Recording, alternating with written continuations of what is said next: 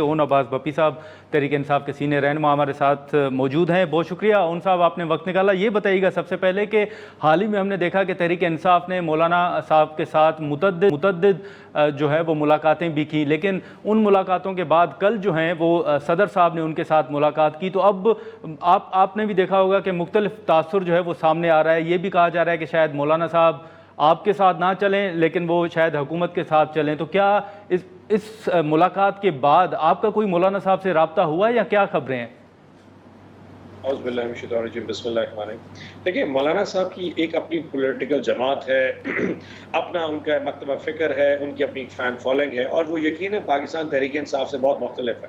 ہمارا اپنا ایک ووٹر ہے، ہماری اپنی آئیڈیالوجی ہے، ہمارا اپنا نیریٹو ہے، ہماری لیڈرشپ کا اپنا ایک اورا ہے پڑا.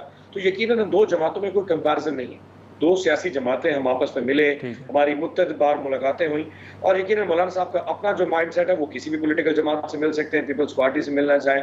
بٹ ہیونگ سیڈ دیٹ، یہ کہنا کہ جی ہماری ان سے بات کہیں پہنچی نہیں اور ان کی دوسرے پہنچ گئی، یہ I think it will be unfair.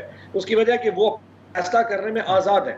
ہماری جو ملاقاتیں اس میں یقیناً یہ تھا کہ ایک جعلی حکومت ہے جس کے پاس مینڈیٹ نہیں ہے، جس کو نافذ کر دیا ہے پاکستان کی عوام کے اوپر، تو اس کے خلاف ایک متفقہ طور پہ جدوجہد کی جائے. لیکن اب اس وقت جو ساری دنیا سمجھ میجورٹی وہ مولانا صاحب کے بغیر ممکن نہیں ہے، چاہے وہ جوائنٹ سیشن ہو، چاہے سینٹ ہو، چاہے نیشنل اسمبلی ہو. تو اس لیے گئے. اب یہ فیصلہ تو یقیناً مولانا صاحب نے کرنا ہے کہ وہ ایسی کون سی آفر زرداری صاحب نے ان کو دی ہے، وہ لینا چاہتے ہیں نہیں لینا چاہتے. ہم ان کو مجبور نہیں کر سکتے. اگر وہ سمجھتے ہیں کہ اس وقت اس حکومت کا وزن وہ اپنے کندھوں پہ اٹھانا چاہتے ہیں اور یہ بار لے کے وہ شاید اس کی ناؤ پہنچا سکیں، تو دیٹس ہز کال. ہم ان کو مجبور نہیں کریں. ہم اپنی جو کاوش ہے، جو پولیٹیکل سٹرگل ہے، وہ مولانا صاحب کے ساتھ بھی رکھیں گے. اور اگر کسی ٹائم کو فیصلہ کرنے کے انہوں نے اپنی راہیں جدا کر کے گورنمنٹ کے ساتھ جانا ہے، تو پاکستان تحریک انصاف اپنے انشاءاللہ بازو کے اوپر ہم یہ سٹرگل چلاتے رہیں گے. 22 اگست کا جو جلسہ تھا وہ پاکستان تحریک انصاف کا اور الائنس کی جماعتوں کا تھا، جس میں مولانا شامل نہیں تھے.